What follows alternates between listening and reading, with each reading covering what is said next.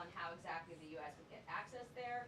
Today, Putin pushed back on something the president said yesterday, claiming that Russia had no problem with European peacekeeping troops coming to Ukraine.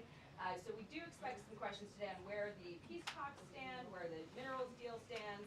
It might give us an idea of why the president has hesitated to poke the bear, declining to refer to Putin as a dictator yesterday or explain why the U.S. voted with Russia against 2 UN resolutions, calling Russia the aggressor in this war. So maybe we'll get a better idea of the strategy there and where things stand. Okay.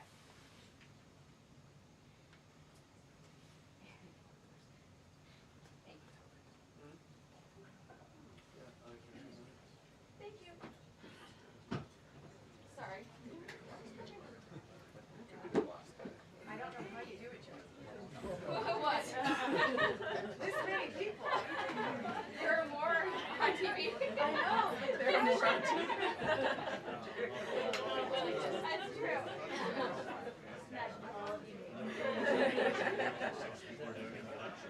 Getting this color.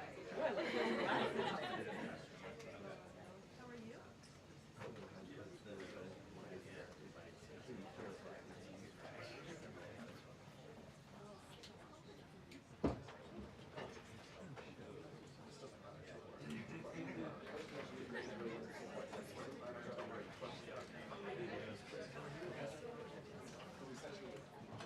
Hello.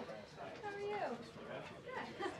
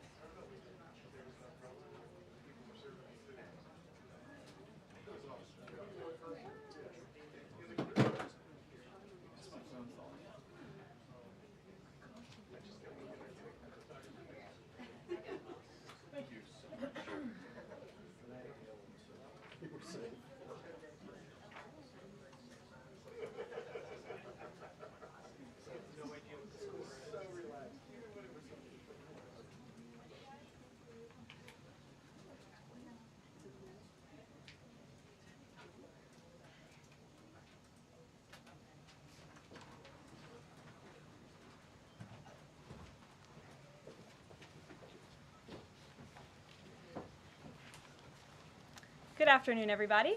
Good afternoon. How are we today? Good. During his inaugural address, President Trump promised that America would be a manufacturing nation once again, and liberal pundits mocked him for it. But those critics were proven wrong once again.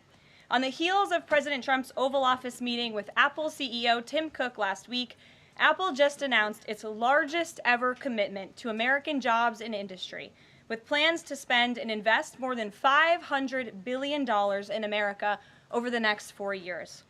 Over the course of the current Trump administration, Apple plans to hire around 20,000 new workers, creating high-paying jobs right here in America. And the investment isn't limited to one specific region of our country. Apple teams and facilities will expand all over our country in Arizona, California, Iowa, Nevada, North Carolina, Michigan, Oregon, Texas, and Washington. With President Trump in charge, America is open for business. Apple CEO Tim Cook said it best in the company's announcement: "We are bullish on the future of American innovation." On top of this incredible Apple announcement, President Trump already announced more than $1 trillion in pledged investments into the United States. And on another important note that the American people entrusted President Trump to fulfill, this administration's efforts to seal the border continue to prove extraordinarily successful. In President Trump's first month back in office alone, illegal border crossings hit lows not seen in decades, down 94% over the past year, while interior arrests are up 134%. And this past Saturday, this is a significant statistic that I wanted to share with all of you, there were only 220 illegal border crossings on Saturday. This is a 15-year low. Think about that in comparison to the amount of illegal border crossings we saw under the previous administration. Fox recently reported that a San Diego migrant shelter is closing its doors after saying they have not received new asylum-seeking families or individuals since January 20th. We all know what happened on January 20th, don't we? And yesterday, New York City Mayor Eric Adams announced that the massive Roosevelt Hotel migrant shelter in Manhattan will shut down in the next few months. We're also seeing a reverse migration effect. There are now verified reports from the Associated Press of migrants abandoning their journey to the United States and heading back home. This is the first time the Border Patrol has received these reports since 2020, during President Trump's first term. The returning migrants claimed in interviews that the new heavy security posture adopted by the Trump administration was a significant reason for their decision to return to the countries of their origin. Overall, the American people continue to overwhelmingly give President Trump very positive remarks.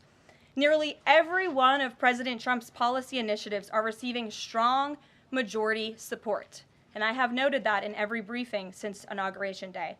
81% of Americans support deporting illegal migrant criminals from our nation's interior. 76% of Americans support the DOJ-led efforts of a full-scale investigation to find and eliminate fraud and waste in government expenditures. Again, this is from a Harvard-Harris poll, a very legitimate pollster. 76% of Americans support closing the border. 69% of Americans support President Trump's common sense efforts to ban men from women's sports. As you all know, we celebrated that executive order at the White House a couple of weeks ago. 65% of Americans support the president's efforts to eliminate all preferences by race in the hiring and awarding of government contracts, which is another pledge that DOJ is working hard to fulfill. And 61% of Americans, vast majority, support the president's plan for reciprocal tariffs to ensure that other countries are treating us the way we have always been treated. Despite what many Democrats and media members want you to believe, the Trump agenda is not only necessary, but it is overwhelmingly popular. Why? Because it's driven by common sense. And finally, as you all saw yesterday, a federal judge denied the Associated Press's emergency motion for a temporary restraining order against myself, our Deputy Chief of Staff Taylor Budowich, and our Chief of Staff Susie Wiles for our decision to remove the Associated Press from the White House press pool for certain and special events. The judge's ruling, upholding our decision to deny the Associated Press such privileged access, reinforces the truth. And it reiterates what I said from this podium last week when that suit was filed. Asking the President of the United States questions in limited spaces such as the Oval Office in Air Force One is a privilege that unfortunately has only been granted to a few. It is not a legal right for all. The Trump administration has already proven to be the most transparent ever, and this president the most accessible in history. This is evidenced by President Trump's daily press conferences in the Oval Office, where he takes many questions from the journalists who have the honor and privilege of standing before the beautiful Resolute desk. The president and this entire White House are committed to ensuring the American people continue to receive this same level of historic transparency, access, and visibility. In fact, we want to double down and give even greater access to the American people. We want more outlets and new outlets to have a chance to take part in the press pool, to cover this administration's unprecedented achievements up close, front and center. As you all know, for decades, a group of DC-based journalists, the White House Correspondents Association, has long dictated which journalists get to ask questions of the President of the United States in these most intimate spaces. Not anymore. I am proud to announce that we are going to give the power back to the people who read your papers, who watch your television shows, and who listen to your radio stations. Moving forward, the White House press pool will be determined by the White House press team. Legacy outlets who have participated in the press pool for decades will still be allowed to join, fear not, but we will also be offering the privilege to well-deserving outlets who have never been allowed to share in this awesome responsibility. Just like we added a new media seat in this briefing room, legacy media outlets who have been here for years will still participate in the pool, but new voices are going to be welcomed in as well. As part of these changes, we will continue the rotation amongst the 5 major television networks to ensure the President's remarks are heard far and wide around this world. We will add additional streaming services which reach different audiences than traditional cable and broadcast. This is the ever-changing landscape of the media in the United States today. We will continue to rotate a print pooler who has the great responsibility of quickly transcribing the president's remarks and disseminating them to the rest of the world. And we will add outlets to the print pool rotation who have long been denied the privilege to partake in this experience, but are committed to covering this White House beat. We will continue to rotate a radio pooler and add other radio hosts who have been denied access, especially local radio hosts who serve as the heartbeat of our country. And we will add additional outlets and reporters who are well suited to cover the news of the day and ask substantive questions of the President of the United States, depending on the news he is making on that given day. This administration is shaking up Washington in more ways than one. That's what we were elected to do. As I have said since the first day behind this podium, it's beyond time that the White House press operation reflects the media habits of the American people in 2025, not 1925. A select group of DC-based journalists should no longer have a monopoly over the privilege of press access at the White House. All journalists, outlets, and voices deserve a seat at this highly coveted table. So by deciding which outlets make up the limited press pool on a day-to-day basis, the White House will be restoring power back to the American people who President Trump was elected to serve. So in that note, in our new media seat today, we have Shelby Talcott, who is a White House reporter for Semafor. In 2022, Semafor launched as a global digital news platform with the aim of bringing meaningful innovations to the news industry. Today, they have nearly 1 million newsletter subscribers spanning 11 separate editions. With that, Shelby, I will take your questions. Thanks, Caroline. I've got two for you. One on foreign policy. Over the weekend, the president's special missions envoy, Rick Grenell, was talking about Venezuela, and he said that the president isn't someone who wants regime change. Other administration officials have made clear that they don't see Maduro as the rightful leader. What is this administration's policy on a new government in Venezuela? I think the president has made his position on Venezuela quite clear. He stands in opposition to the Maduro regime, and Secretary Rubio has spoken on this extensively as well. And then on Doge, last night Elon Musk said that a failure to respond a second time will result in termination.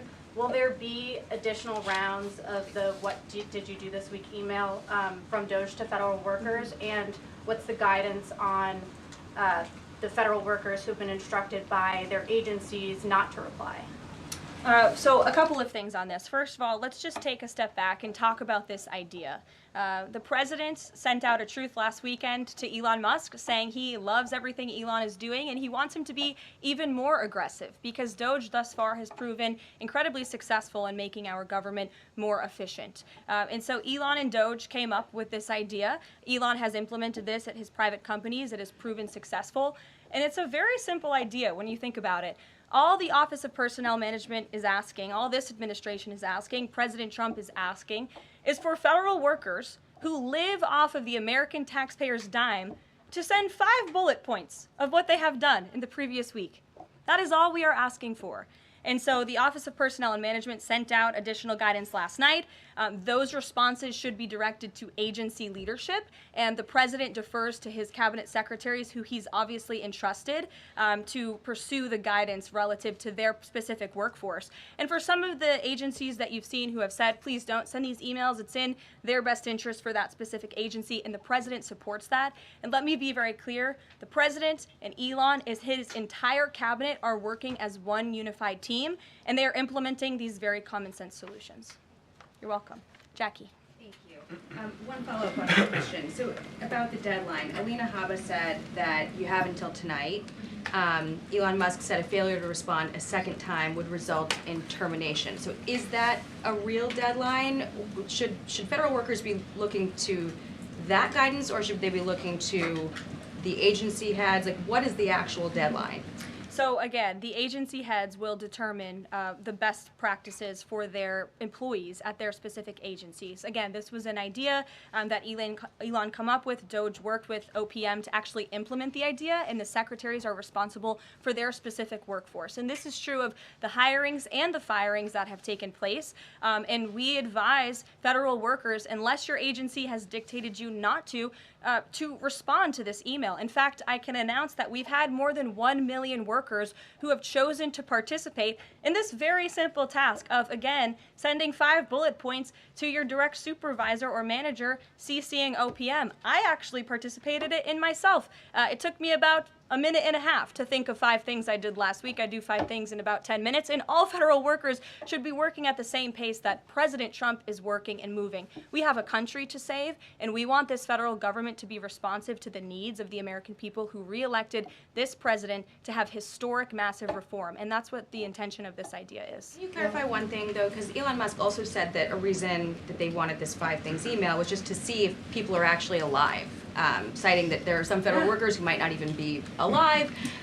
So, meantime, NBC is reporting that these responses are going to go into an AI generator to evaluate whether these jobs are necessary. So is it just to see if people are actually working, or is it an effort to maybe cut some of those jobs? I have not seen that NBC News report, and I haven't heard that from Doge or from Elon himself. Again, this is to ensure that federal workers are not ripping off American taxpayers, that they are showing up to the office, and that they are doing their jobs. That's what the American people expect, and it's a very simple task to complete. I did it myself, and I was more than happy to do it because I'm very grateful that I am serving the American people on the American taxpayers' dime.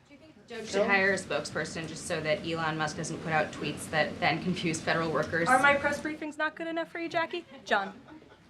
Carolyn, thank you. In the ruling by Judge McFadden yesterday, who dismissed the lawsuit that AP brought against yourself and your team members here, President Trump, in there he said, why not just do away with the entire White House Correspondents Association along with it, because essentially they have no authority, they just usurped it. What is your reaction to that? Well, first of all, John, it's great to see you, and you are one of those individuals who has you're on a streaming platform that hundreds of thousands of people tune into every day, so it's great to see you in the briefing room. I did address that actually in my opening remarks by announcing that the White House press team in this administration will determine who gets to enjoy the very privileged and limited access in spaces such as Air Force One and the Oval Office. There are, as you know, look at this room, hundreds of journalists who show up to this building every single day and are not granted that luxury of flying on Air Force One and asking the President of the United States questions. And so we want to ensure, again, everyone has a seat at that highly coveted table. But alas, the legacy media outlets who have been doing this for quite some time and have invested resources into covering the White House, their spots will remain, just like they have in this briefing room as well. Sure. Steve. Could you give us an update on the negotiations around the Ukraine minerals deal, and when is President Zelensky going to come visit? So the president talked at length about this yesterday, the critical minerals deal with President Macron, and in the more than hour-long press conference he gave all of you in the Oval Office himself. There hasn't been significant updates since the president's remarks last night, but I will just reiterate his position. It's critical that this deal is signed. He expects President Zelensky to sign a deal. This is to recoup American tax dollars that have been funding Ukraine's national defense.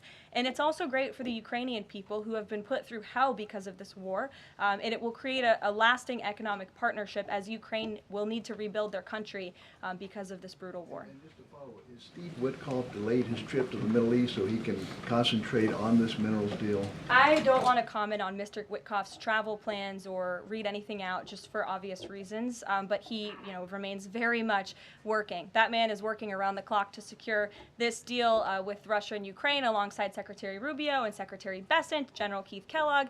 He's also working very hard to secure a peace deal in the Middle East as well. So God bless him, and he's working alongside the president every single day. Sure. Thanks, Caroline. The president's executive order creating DOGE called for the naming of a DOGE administrator. Who is the DOGE administrator? So the president tasked Elon Musk to oversee the DOGE effort. There are career officials and there are political appointees who are helping run DOGE on a day-to-day basis. There are also individuals who have onboarded as political appointees at every agency across the board to work alongside President Trump's cabinet to find and identify waste, fraud, and abuse, and they are working on that effort every day. So is Elon Reagan. Musk the administrator? Reagan. Thanks, Caroline. I have two for you today, one on the border wall and one on the DHS investigation. Sure. First on the border wall construction has restarted in Texas and California under contracts awarded under Trump's first term. Is the president looking to secure new contracts, and how is he defining success in terms of border wall construction this administration? The border wall is a signature promise of President Trump's campaign. He talked about it way back in 2015 and 2016, and people laughed at him for bringing up this idea. It's proven to be not only an idea that he delivered on in his first term and continues to deliver on in his second term, but it's also proven to be highly effective. In fact, we know where there were parts of President Trump's border wall built and standing under the previous administration, illegal border crossings dropped 87% where there was a border wall. So the wall is an incredible deterrent factor for illegal migrant caravans. The president is committed to the continuation of the construction of the wall. And, you know, the previous administration actually sold off the resources that the Trump administration secured to build the wall. And that's an egregious misuse of the American taxpayers' money. They just let those resources rot on the southern border. They actually sold them for pennies on the dollar. So this administration, DHS and ICE and Customs and Border Patrol and Tom Homan and all of the great people you know who are working on this effort are committed to continuing the construction of President Trump's border wall. DHS investigation into people who might be leaking within the administration. Will the White House release the names of the individuals that DHS Secretary Noem said were caught leaking details of the ICE raid? And can you share how many leakers have been caught so far and what agency they were a part of? I would defer you to DHS on the leakers that they have identified, but I know the president and this White House commend Secretary Noem for launching an internal investigation to identify those leakers because it's unacceptable for career bureaucrats who are standing in the way of the will of the American people and enacting President Trump's agenda. If they don't want to adhere to the will of the 77 million Americans who reelected President Trump, then they should go find another job. And if they continue to leak information, especially information that is critical to protecting Border Patrol agents and ICE agents who are out there doing jobs that not many people are willing to do, putting their lives on the line to protect our national security, then those individuals absolutely should be fired. And this administration is committed to finding them. Sure. Caroline, two questions for you. One related to Guantanamo Bay, the other to the White House Correspondents' Dinner. I wanted to get your response to some Washington Post reporting of the migrants who stayed over at Guantanamo Bay for the last 2 weeks. They told the Post they were rarely let outside. They were shackled and placed in what they described as cages and alleged that they were not treated as human beings. Does the White House have any response to those conditions? At Guantanamo Bay? It's a promise the president campaigned on, that if you invade our nation's borders, if you break our country's laws, and if then you further commit heinous, brutal crimes in the interior of our country, like raping and murdering innocent, law-abiding women and girls, and committing heinous acts of violence, then you are going to be deported from this country, and you may be held at Guantanamo Bay. These are criminals we are talking about. Don't forget that. Sure. So U.S. consumer confidence fell this month the most since August of 2021. What is your message for Americans who are concerned about the impact of things such as tariffs on prices? Yeah, sure. Well, thank you for that question. It's obviously an important one. The president campaigned on reigniting the Trump economy and fixing the mess that was created by the previous administration. We know they created an economic and an inflation nightmare for the American people, and I'm not going to stand up here and lie to you like my predecessor did about the state of our economy. We understand there are people that are hurting, and this administration is wholeheartedly committed to ensuring that those individuals see relief and price reductions and tax cuts and in less regulations that are burdensome on their household and their businesses. And the president and this entire administration are focused on that every day. I can go through the very long list of economic actions this president has taken. I know you work for Bloomberg, so I'm sure you're well aware of them, but I can assure the American people that the president is very much focused on bringing down the cost of living crisis in this country that was created by the previous administration. Just have a quick follow-up. Is the president planning on whipping any votes for support for the House budget vote? And if so, to whom is he making calls?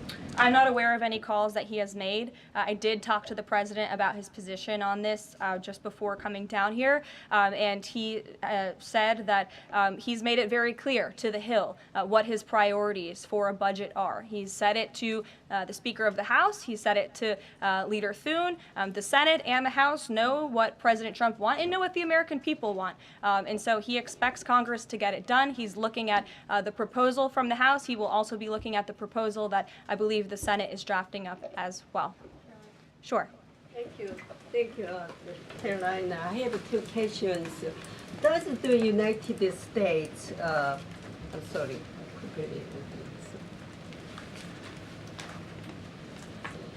Well, why don't you identify your question and I'll come back to you. Sure, go ahead. Thank you. So, what guarantee that Israel will withdraw from Lebanon soil after 2 weeks, as the ceasefire terms indicates?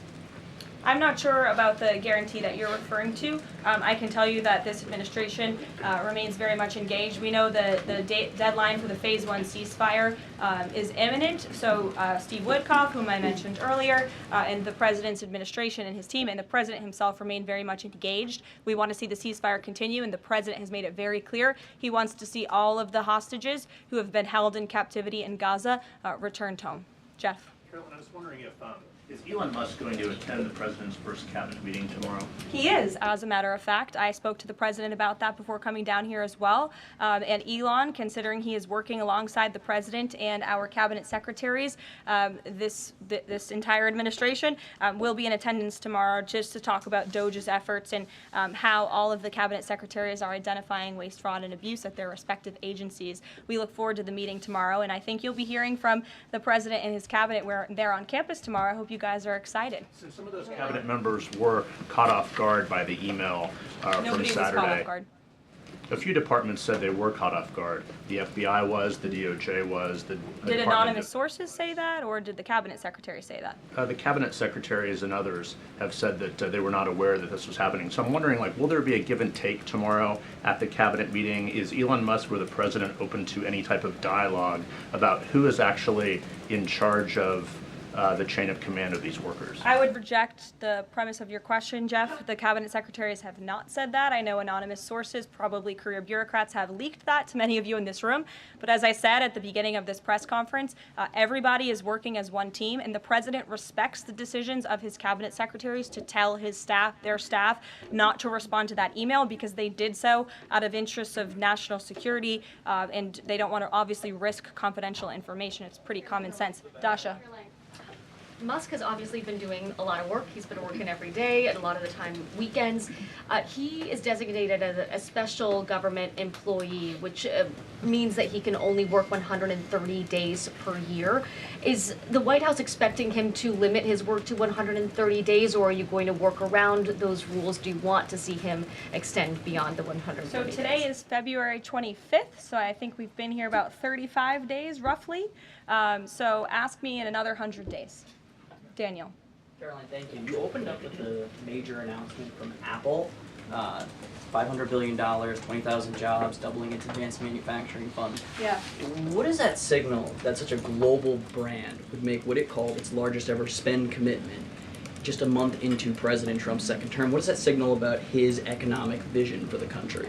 President Trump is a deal maker, and he has restored confidence in business leaders around this entire world. Apple is one of the largest companies on the face of the planet. They employ hundreds of thousands of Americans, but the president wants to see more Americans employed, more investments here in the United States of America. And this is another fulfillment of the president's campaign promises. I recall President Trump at his rallies on the campaign telling the world that if and when I am elected, America is going to be back, and we want your investments to be driven onshore. We want you to hire American workers, and you will have the lowest regulatory burden, the lowest tax cuts, and the president has already proven he's committed to slashing regulation. He's counting on Congress to implement those tax cuts. And so people are encouraged by the president's, again, as Tim Cook called it, they're bullish about American innovation because of the leadership of this president. And it's a stark contrast to the leadership of the previous administration, Joe Biden, who I don't think spent any time trying to recruit any investments or jobs here at home. Mary. We're hearing from some Republicans who are voicing concerns about how these cuts are being carried out. Congressman McCormick, a Republican from Georgia, tells us he's worried it's too rapid for real people to adapt to. And he says he's concerned that it could come off as discompassionate, in his words, that it could risk undercutting the strong message that he feels you're trying to send about the need to cut government waste. Well, I think that was one comment from one senator, and I think, as I cited in my opening remarks in the poll, the most important people are the American people, and 77% of Americans at home support a full investigation into the waste, fraud, and abuse that the federal government has been spending their tax dollars on. So that's the people the president cares about most, and that's why we're fulfilling this pledge. And again, it should come as no secret to anybody. The president campaiged on doing this. The president yesterday said if you don't respond to this email, you will be fired or semi-fired. What does he mean by that? Again, I've been asked to answer this question 3 times now. It is semi-fired. But it's in the memo. The president again has entrusted his cabinet secretaries to oversee their workforce. That's why he nominated them to be cabinet secretaries, and so federal workers can be directed to their agency leadership. Sure. Great, thanks, Caroline. I wanted to ask about a federal judge yesterday was saying that they didn't know who the DOJ administrator was and was asking the lawyer for the administration who it was, and the lawyer responded, "I don't know the answer to that. Can you tell us who the administrator of DOJ is?" Again, I've been asked and answered this question. Elon Musk is overseeing DOJ. No, Elon Musk is a special government employee, which I've also been asked and have answered that question as well.